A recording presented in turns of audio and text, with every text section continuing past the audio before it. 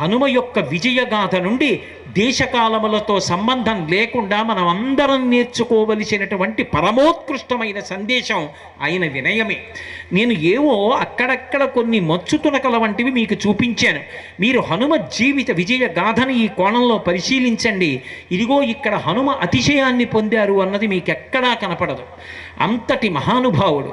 అసలు లోకంలో ఎవరికీ అన్వయం అవనటువంటి విశేషం ఒక్క హనుమకే అన్వయమైంది. రామాయణంలో తనకి కించిత్ ఉపకారం చేసినా చేయకపోయినా ప్రతివారికి ప్రత్యుపకారము చేసిన వారెవరు అంటే రామచంద్ర ప్రభు. ఆయన ఎవరినైనా సరే ప్రత్యుపకారము చెయ్యకుండా ఉండరు.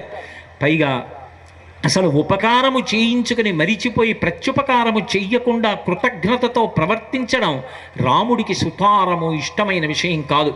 అందుకే కిష్కింధకాండలోనే ఒక చోట లక్ష్మణస్వామి అంటాడు, బ్రహ్మగ్నేచ సురాపేచ చోరే